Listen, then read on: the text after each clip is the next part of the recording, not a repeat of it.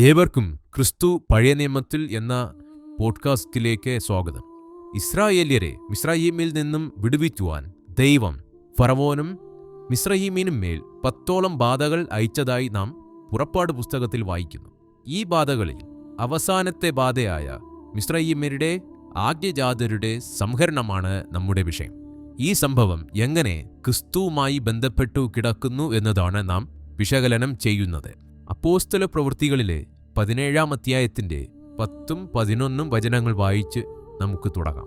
സഹോദരന്മാർ ഉടനെ രാത്രിയിൽ തന്നെ പൗലോസിനെയും ശീലാസിനെയും ബെരോവയ്ക്ക് പറഞ്ഞയച്ചു. അവിടെ എത്തിയാറെ അവർ യഹൂദന്മാരുടെ പള്ളിയിൽ പോയി. അവർ തെസലോനിക്കയിലുള്ളവരെക്കാൾ ഉത്തമന്മാരായിരുന്നു.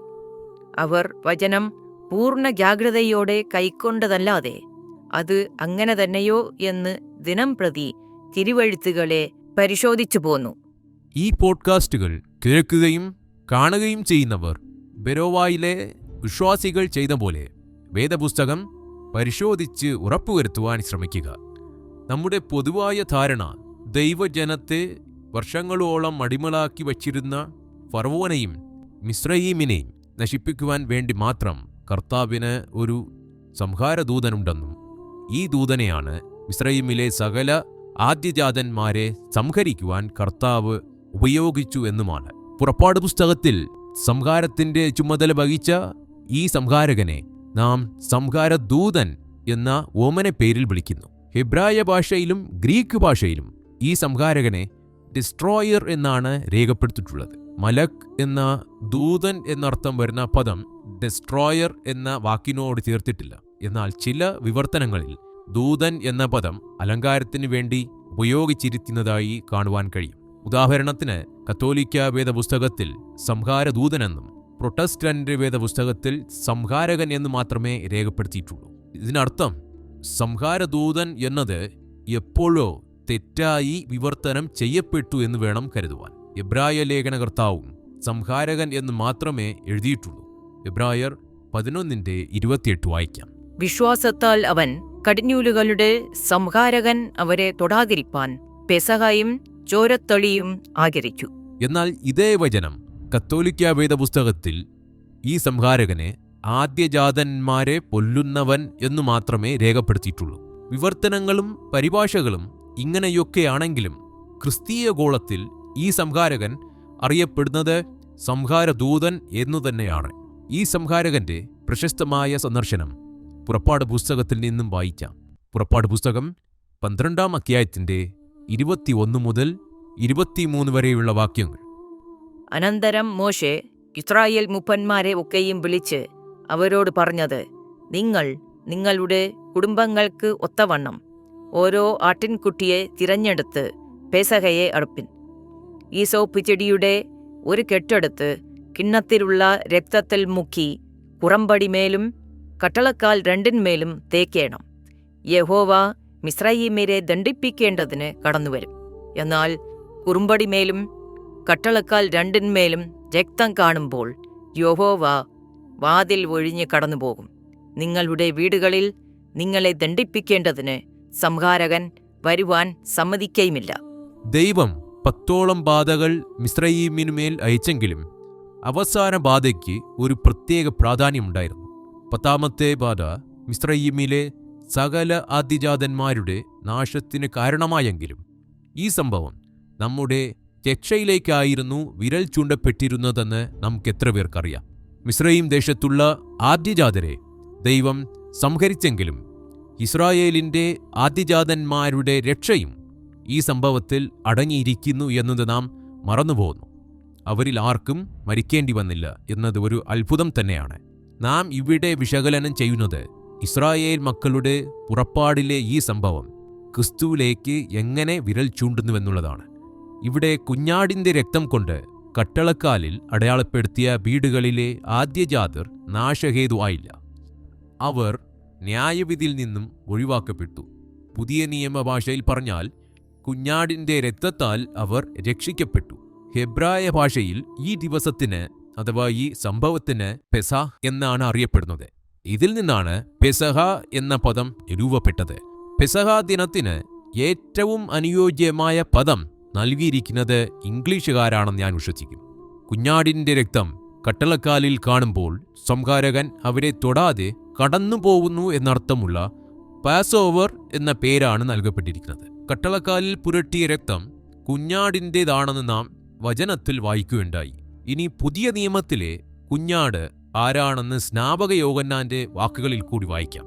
യോഹന്നാൻ 1-ാം അധ്യായത്തിന്റെ 29. പിറ്റേന്നാൾ യേശു തന്റെ അടുക്കൽ വരുന്നത് അവൻ കണ്ടിട്ട്, ഇതാ ലോകത്തിന്റെ പാപം ചുമക്കുന്ന ദൈവത്തിന്റെ കുഞ്ഞാട്. പൗലോസിന്റെ വാക്കുകൾ കൂടി കേൾക്കാം. കൊരിന്ത്യർക്കെഴുതിയ 1-ാം ലേഖനം 5-ാം അധ്യായത്തിന്റെ 7 വായിക്കാം. നമ്മുടെ പെസഹ കുഞ്ഞാടും അറുക്കപ്പെട്ടിരിക്കുന്നു, ക്രിസ്തു തന്നെ. മോശയുടെ കാലത്ത് കുഞ്ഞാടിന്റെ രക്തത്താൽ ഇസ്രായേല്യർ ന്യായവിധിയിൽ നിന്നും രക്ഷപ്പെട്ടെങ്കിൽ ഇന്ന് പെസഹ കുഞ്ഞാടായ ക്രിസ്തുവിന്റെ രക്തം മുഖാന്തരം നമുക്ക് ന്യായവിധിയിൽ നിന്നും സംരക്ഷണം ലഭിക്കുന്നു. വേദപുസ്തകത്തിലുടനീളം ക്രൂശിലെ യേശുവിന്റെ പ്രായശ്ചിത്തത്തിന്റെ ഏറ്റവും സമ്പന്നമായ ചിത്രങ്ങളിലൊന്നാണിത്. എപ്പോഴും പഴയ നിയമത്തിലെ ഒരു സംഭവം വിരൽ ചൂണ്ടുന്ന ഒരു പുതിയ നിയമ അത്ഭുതമുണ്ട്. പെസഹ കുഞ്ഞാടായ ക്രിസ്തുവിന്റെ ക്രൂശുമരണം അങ്ങനെയുള്ള ഒന്നായിരുന്നു. യേശു തന്നെ ഇത് പറയുന്നത് നോക്കാം. മത്തായി എഴുതിയ സുവിശേഷം 26-ാം അധ്യായത്തിന്റെ 2 വായിക്കാം. 2 ദിവസം കഴിഞ്ഞിട്ട് പെസഹ ആകുന്നു എന്ന് നിങ്ങൾ അറിയുന്നുവല്ലോ. അന്ന് മനുഷ്യപുത്രനെ ക്രൂശിപ്പാൻ ഏൽപ്പിക്കും എന്ന് പറഞ്ഞു. ഇതായിരുന്നു മനുഷ്യരാശിയുടെ രക്ഷയ്ക്കായി ദൈവം കരുതിവെച്ച മഹാത്ഭുതം. ചിലപ്പോൾ നാം ചിന്തിച്ചേക്കാം, എന്തുകൊണ്ട് ദൈവം ഒരു ദയയും കൂടാതെ മിസ്രയീമ്യരുടെ ആദ്യജാതന്മാരെ സംഹരിച്ചു എന്നത്.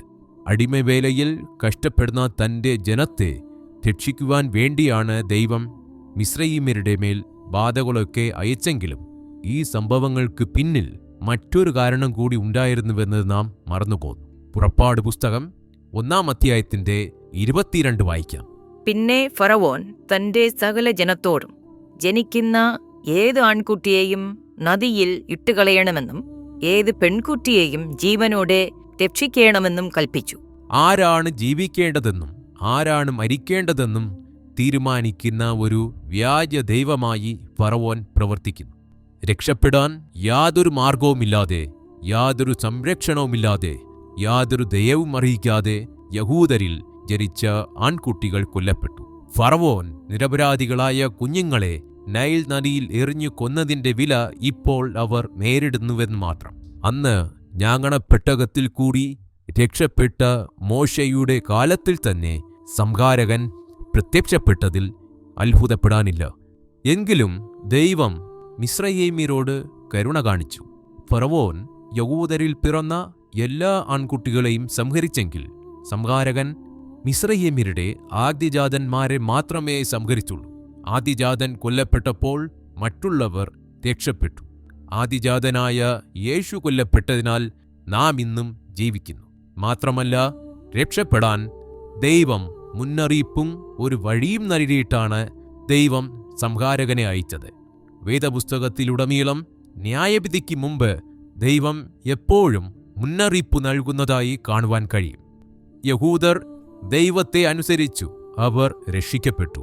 തടികൊണ്ടുള്ള വാതിലിലെ രക്തം ഇസ്രായേലിനെ രക്ഷിച്ചെങ്കിൽ ഇന്ന് തടിക്കുരിശിലെ രക്തം ലോകത്തെ രക്ഷിക്കുന്നു. ഇനി നമ്മുടെ വിഷയത്തിലേക്ക് വരാം. ആരായിരുന്നു മിസ്രയീമ്യരുടെ ആദിജാതന്മാരുടെ സംഹാരകൻ? ശലോമോന്റെ ജ്ഞാനം എന്ന പുസ്തകത്തിലേക്ക് പോകാം.